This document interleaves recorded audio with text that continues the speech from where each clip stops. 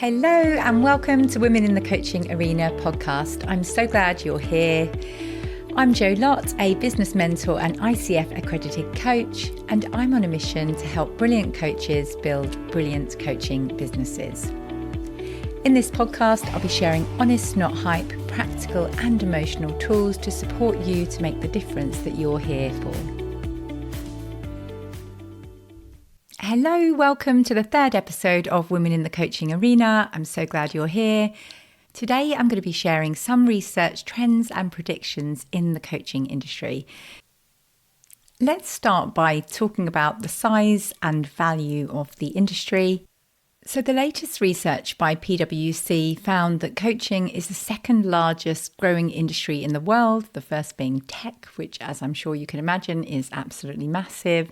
It's estimated to be a $20 billion industry. Each month, there's 1.5 million internet searches searching for coaches, and that spans across all types of coaches, life, business, and executive coaching. And even more exciting, IPEC found that 99% of people were satisfied or more than satisfied with their coaching experience. So you are all doing an amazing job. And moving on now to the growth of people training to become coaches. So that has grown massively over the last few years. So the last ICF Global Survey predicted as of 2023, there will be 93,000 certified coaches worldwide. And in 2012, this was 47,000. So it's pretty much doubled over the last 10 years. And I did my own research on LinkedIn over the past 2 years. So when searching for the term coach on LinkedIn in the search bar in December 2020, there were 1.6 million results for that term coach. 1 year later, in December 2021, this had more than quadrupled to 6.6 million results for the term coach. And this month, March 2023, these numbers have continued to grow, with the current search for the word coach on LinkedIn being 8.1 million results. So that's a huge increase from 1.6 million results 2 years ago to 8.1 million results today. That's just on LinkedIn, and it's an unregulated industry, so that doesn't mean they are qualified coaches, but in marketing terms, I hope that gives you an idea of the array of coaches who will be appearing on LinkedIn when your ideal client is searching for a coach on LinkedIn. So what does this mean for me, you may be asking, or even more specifically, a question I'm asked by so many coaches is the market saturated? And so I wanted to give you a bit of context, because I know what it's like with the internet algorithm just feeding you what you're searching for in the world. So we can become unclear as to what is actually real, because all we are seeing is coach-related stuff, because that is what we are interested in, and that's what the internet is feeding us. So for context, I have worked out that if the ICF rates are correct, as of 2023, that there are 93,000 coaches. This equates to 12 coaches per 1 million people of the population. So I hope that gives you an idea that in that million people, there will be people with lots of problems that need your help. And so yes, whilst there is that huge increase in people becoming coaches, there is also an increase in demand. The ICF also state that there's a greater need to focus on specific problems and tangible results. And that is exactly what I help coaches to do in their business, because sadly, no one buys coaching. They buy the results that they want to see in their life as a result of that coaching. And it's just a bit like we don't buy gym equipment, we buy the fit body we will get from going to the gym. So no one buys the modality, they want that tangible result in their life. And this is super exciting because it provides you the opportunity to become an expert in your field by going really deep on one specific niche. So, for example, if you had a problem with emotional eating, would you work with a general life coach, or would you find a coach who specializes in helping people with emotional eating? If you were going through a divorce, would you want a divorce lawyer, or would you search for a general lawyer? If you have a specific medical condition, would you be searching for a generalist doctor, or would you want the top specialist who works with that condition day in, day out? And I know that niching in itself causes a lot of stress for coaches, and for good reason, because it is kind of the exact opposite to what we learn in coach training school, where we know that we can coach anyone on anything. So niching is the exact opposite, which is why I think there is this huge divide between coach training school and becoming a successful business owner providing coaching services. And if you are still finding your niche, don't worry, don't let this freeze you into inaction. It's just the opportunity to have more conversations with people. Keep listening to their needs. And I love the marketeer, Seth Godin, who says, find a lock and fashion a key. So that's the benefit for you of starting out. Go around and hear those problems. What is that lock? And you get to fashion a key to solve that problem and provide a bespoke program to suit their needs. So there are problems everywhere. Listen out when you are talking to people at the tea point at work, when you are at a party. Everywhere you go, start spotting and listening out for those problems that people have. Aim to get to a 70% right niche, because it will evolve. There is no such thing as 100% right. And it definitely will change as you change. So it's about experimenting and seeing what works for you. And the most successful people take the jump. You cannot, in entrepreneurship, be frozen into inaction and wanting the right answer, because the most exciting thing about entrepreneurship is that there is no right answer. I think that, again, is another huge divide when people leave their workplace, which is exactly what happened to me, when there are things that are right and there are things that are wrong. And I used to do governance and HR, so it was very rules and regulations and black and white. And suddenly I was kind of thrown into this sea of unknown, of test it, try and see, experiment. It was really, really hard. But now I finally see that it's hugely freeing, and you can actually create bespoke solutions for problems that are arising in the world, and the world is constantly evolving. So you need to evolve with it to be successful as a business owner. So let's cover some trends now that are emerging over the last few years. So I'm sure you can imagine that one of the most significant trends in the coaching industry is the shift towards virtual coaching rather than in-person coaching. I think of all of the clients I work with, I would say 95% is virtual coaching on Zoom or Google or whatever versus in-person meeting. And so that means that people can now search for their exact problem and find a coach offering a solution to that problem. We are operating in a global arena in so many ways. I mean, even if you think about, say, food delivery with Deliveroo, that I can get a curry and my partner can get a pizza and my children can get McDonald's, all in the same delivery. We are all becoming so much more demanding with getting exactly what we want.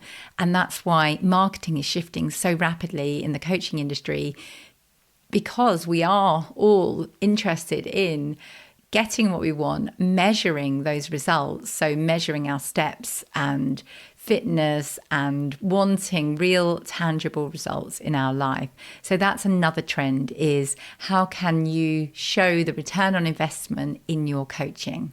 Another trend is the focus on mental health since COVID. So people are becoming more aware of it, especially organisations, and are looking for solutions to improve their overall well-being of their staff. So coaches who specialise in these areas such as stress management, mindfulness, emotional intelligence are in high demand, and it's expected to continue. There is also a growing trend towards coaching for executives, athletes, and entrepreneurs. So coaching who cater for this group are in high demand. And again, this trend is expected to continue. And there's always the age-old 3 areas that have been shown time and time again that people are happy to invest in. So those 3 areas are health, wealth, and relationships. So how can you bring in one or more of these elements into what you offer the world? As the coaching industry continues to evolve so rapidly, it's important for coaches to be open to try new things and be innovative to stand out. So just a few social media posts is not going to cut it anymore. There are so many people doing these things. So what can you do to provide exceptional deep experiences so people can try before you buy, essentially? So can you do more lives where you are answering your ideal clients' questions? Can you do a workshop, which is like a really amazing way of them getting to know you and giving them results in advance of working with you, so they trust you and they know that you know your stuff and you are so worth working with? People have become tired of surface level stuff, blog posts, webinars, which don't always give real information. So anything you can do to go deeper and move towards that deep integrity, that deep honesty and authenticity. People want to see real stories and results from people you've worked with, for example, rather than surface level testimonials saying that you're a really great person, because the question on their lips is, what can you do for me? Another great thing you can do as a coach is be prepared to innovate. So what can you take from, say, another industry and bring it into your industry? Or what can you take from what you're noticing are people's objections and do something really exciting? So, for example, I recently offered unlimited laser coaching in 15-minute sessions. So the arrangements were that it was unlimited, but the sessions could only be booked once the person had done the actions from our previous session. So it proved brilliant because there was no excuse that people haven't got time. 15 minutes is so much more easy to fit in than a whole hour session. And she got brilliant results because she took action quickly, because she wanted to book the next session and she wasn't able to book the next session unless she had done what she agreed in the last session, or at least had an explanation as to what happens. So it didn't take much commitment out of her. She could fit it in really easily. So don't be afraid to try new things to fit in with your clients and their needs. And lastly, like I've alluded to throughout this episode, it's about leaning into the unknown. There is no rule book and times are changing, and the most successful coaches will be prepared to tune into their creativity and also turn it round. Ask yourself, like, what do I need right now? What am I desperately searching for? Because if you are looking for that, then other people may be looking for it too. So I always analyze why I have bought coaching in the past. And I've even produced blog posts on my thought process for every coach I've worked with.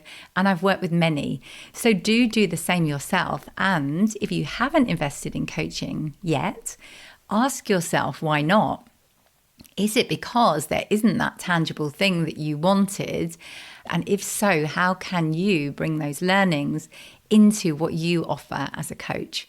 Because I do think there is a shift when you have invested yourself versus being the type of person that's only ever done the free coaching with other people in your coach training versus actually taking that decision. Yes, this is something I'm prepared to invest in and this is what I'm going to do. And I have worked with people who, for example, maybe have had 7 months with no paying clients and finally invested in working with me, became the type of person that invests in coaching. So then realizes that if she does, maybe other people do too. And literally just 10 days after investing in working with me, she got her first paying client. So there is an energy shift as well, I think, when you have invested yourself and you become that type of person who believes that people do invest in coaching. Okay, so let me summarize today's episode. So firstly, the industry is the second fastest industry of the world and worth billions of dollars. Secondly, there is an increase in the number of people becoming qualified coaches, but there is also an increase in the awareness of coaching and internet searches of people seeking coaching. Thirdly, you have a huge opportunity to bring your whole unique self into your business to serve deeply in your own specific way. Someone needs to hear from you in your experience and your unique stance. They are waiting for you. Fourth, there are three main areas that have been shown time and time again that people invest in. So it's health, wealth, and relationships. So how can you bring in one or more of these elements into what you cover? Fifth, people are crying out for connection with others. How can you be the one who provides that deep connection and who goes beyond surface level tips, giving results in advance of working with you? And finally, yes, there is room for you in this billion-dollar industry. You have that unique blend of experience, skills, and essence that somebody else out there needs to hear. I really hope you enjoyed today's episode and found it useful. I would love to hear your greatest insight. Do drop me a message on LinkedIn or Instagram to let me know what you took from today's episode. And like I always say, trust yourself, believe in yourself, and be the wise gardener who keeps on watering the seed. Thank you so much for listening to this episode of Women in the Coaching Arena.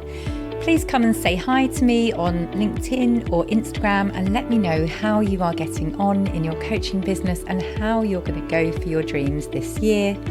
My name on LinkedIn is Joanna Lott and handle on Instagram is @JoannaLottCoaching. And I'll also put links in the show notes below. Let me know if you found this episode useful, share it with a friend and leave me a review and I will personally thank you for that. Thank you so much for listening. Speak soon.